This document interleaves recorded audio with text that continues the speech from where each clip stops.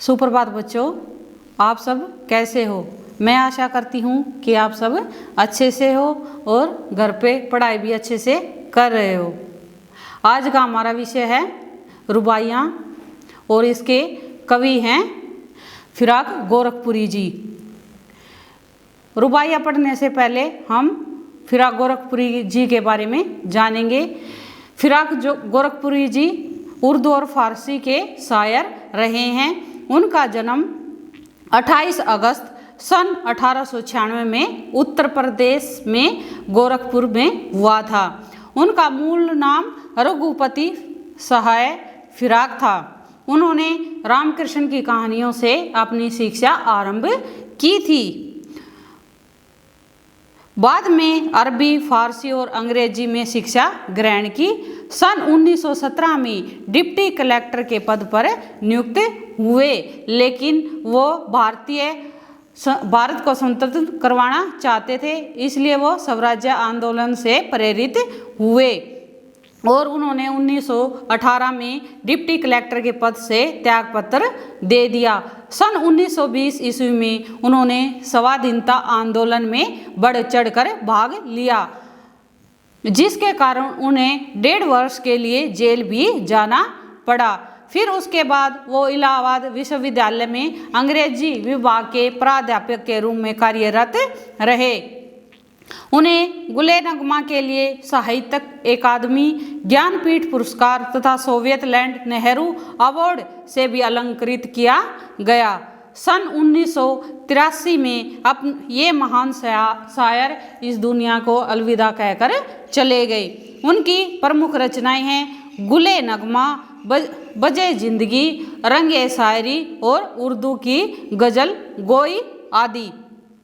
उनकी साहित्यिक विशेषताएं हैं। फिराक गोरखपुरी जी उर्दू के एक महान शायर रहे हैं।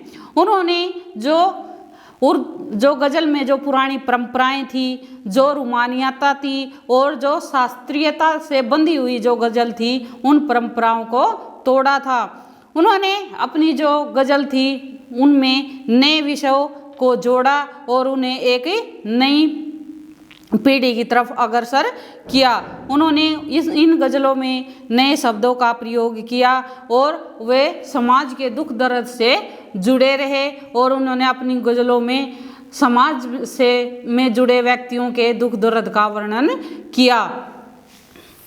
अभी हमने फिराक गोरखपुरी जी के जन्म के बारे में जाना, उनकी प्रमुख काव्य विशेषताओं के बारे में जाना और उनकी रचनाओं के बारे में जाना। अभी हम उनकी जो रुबाइयाँ हैं उसके बारे में जानेंगे। रुबाइयाँ कविता श्री गोरखपुरी जी के द्वारा रचित काव्य संग्रह गुले-नगमा से लिया गया है। इस कविता में कवि ने एक माँ बेटे के वात्सल्य रस से भरे हुए कविता का भाव का वर्णन किया है। इस कविता में कवि ने बताया है कि माँ अपने बेटे को कैसे लाड प्यार से नहलाती है, दुलाती है, उसको झुलाती है, उसको बाहों में लेकर कैसे उन्हें उसका लालन पालन करती है, वो सब इसमें बताया गया है। आगे कवि कहते हैं, आंगन में लिए चांद के टुकड़े को खड़ी हाथों पे झुलाती है उसे गोद भरी, रह रह के हवा में जो लोका देती है, गूंज उठती है खिलखिलाते बच्चों की हंसी। प्रस्तुत पद्यांश हमारी हिंदी की पाठ्य पुस्तक आरोह भाग 2 में संकलित कविता रुबाइयों से ली गई है। इसके रचयिता फिराक गोरखपुरी जी हैं। इसमें कवि ने माँ के आंचल में खिलखिलाते हुए बच्चे का वर्णन किया है कि माँ अपने बेटे को कैसे बाहों में लेकर झूला झुला रही है और कैसे बच्चा खिलखिला के हंसता है। कवि कहते हैं, आंगन में लिए चांद के टुकड़े को खड़ी हाथों में झुलाती है उसे गोद भरी। कवि का कथन है कि माँ अपने बेटे को अपने घर के आंगन में लेकर खड़ी हुई है। हर माँ को अपना बेटा एक चांद का टुकड़ा लगता है। तो माँ की नज़रों में हर कोई बेटा अपना एक चांद का टुकड़ा होता है। तो कवि इसी की कल्पना करते हुए कहते हैं कि माँ अपने चांद से टुकड़े को लेकर अपने आंगन में खड़ी हुई है, अर्थात माँ अपने कोमल से बच्चे को हृदय से लगाकर अपने आंगन में खड़ी हुई है और वो हाथों से उसको झुलाती है और कहीं अपनी गोद में बैठाकर उसको झुलाती है। रह रह के हवा में जो लोका देती है, फिर माँ उसको अपने हाथों में लेकर और उसको ऐसे हवा में उछालती है तो गूंज उठती है खिलखिलाते बच्चे की हंसी। आगे कवि कहते हैं जब माँ उसको हवा में झुलाती है, अपने हाथों में उसको उछालती है तो बच्चा और ज़्यादा खिलखिला के हंसते लगता है। तो इससे बच्चे की हंसी और तेज हो जाती है, क्योंकि बच्चा अपनी माँ के साथ सबसे ज़्यादा खुश रहता है और अपनी माँ के साथ वातावरण में सबसे ज़्यादा सुरक्षित महसूस करता है। नहला के जलके निर्मल जल से उलझे हुए गेसुओं में कंघी करके किस प्यार से देखता है वह बच्चा मुंह को, जब घुटनियों में लेके पी नहाती है कपड़े। आगे कवि कहते हैं कि माँ अपने सुंदर से कोमल से बच्चे को हल्के निर्मल स्वस्थ पानी से, हल्के गुनगुने पानी से नहलाती है और उसको साफ सुंदर कर देती है। और उस नहाने के बाद जब बच्चे के बाल थोड़े उलझ जाते हैं तो उनमें कंघी करती है और उसके बालों को सुलझाती है। किस प्यार से देखता है बच्चा मुंह को। अब जैसे माँ बच्चे को लाड करती है, प्यार करती है, तो बच्चा भी अपनी माँ की तरफ बड़े लाड से देखता है, बड़े प्यार से देखता है।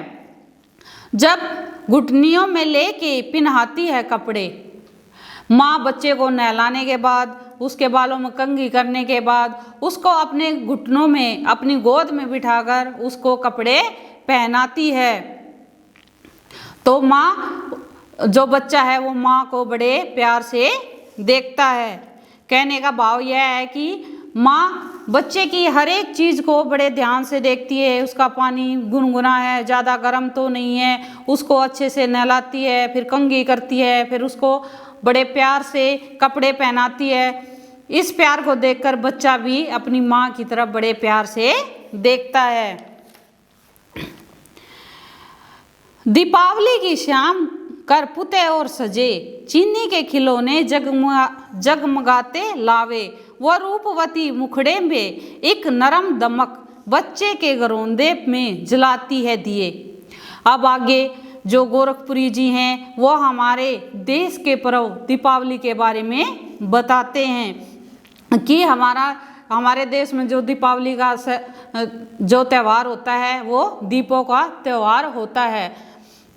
आगे कवि कहते हैं दीपावली की शाम पर घर पुते और सजे, मतलब जब दिवाली का दिन होता है, अमावस्या की रात होती है, लेकिन सभी घरों में साफ सफाई कई दिन पहले ही होनी शुरू हो जाती है। सारे घर सजे हुए होते हैं, लिपे पोते हुए होते हैं।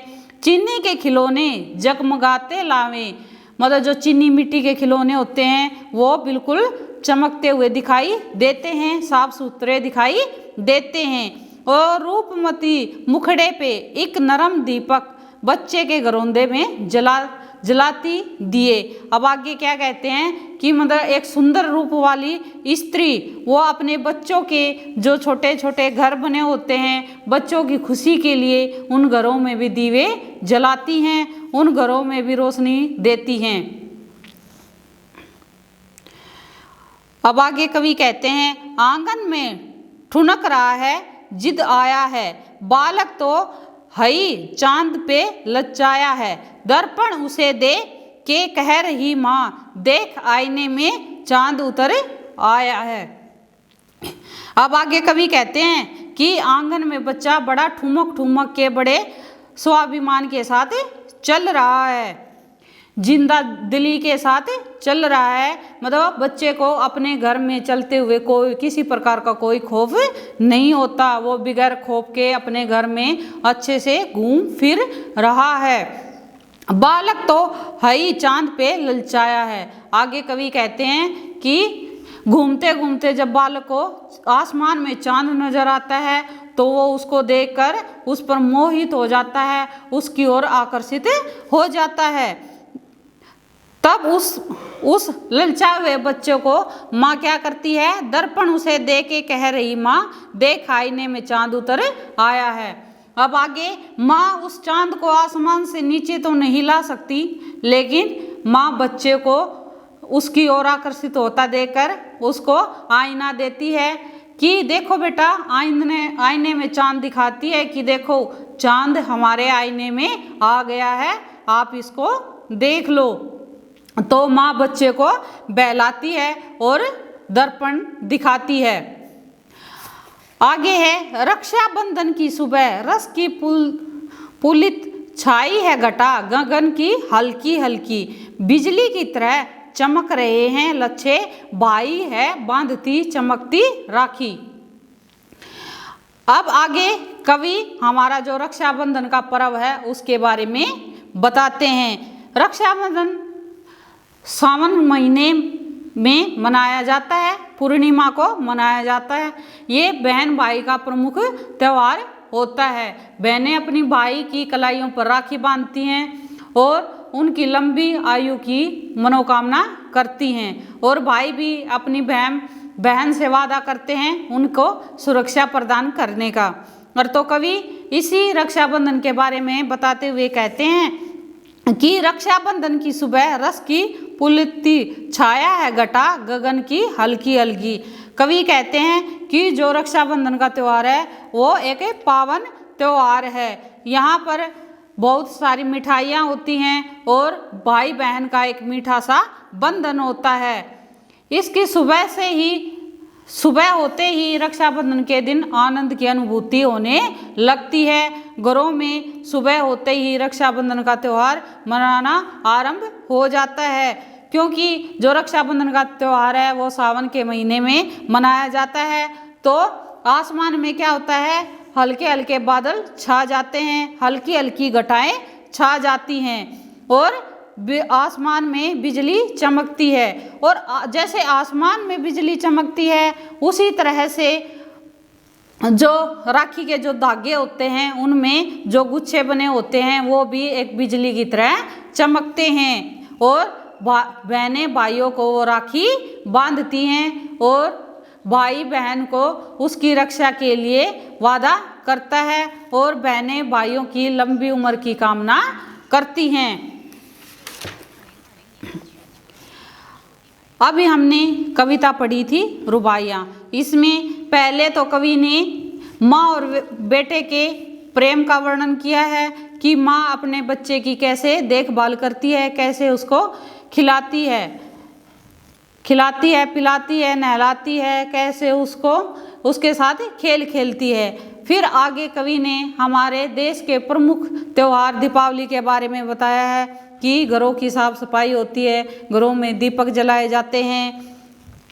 फिर माँ ने इनमें बच्चे के हट के बारे में बताया है कि बच्चा कैसे हट करता है, माँ मेरे को चांद चाहिए, तो माँ बच्चे को बहलाती है और दर्पण में बच्चे को चांद दिखाती है।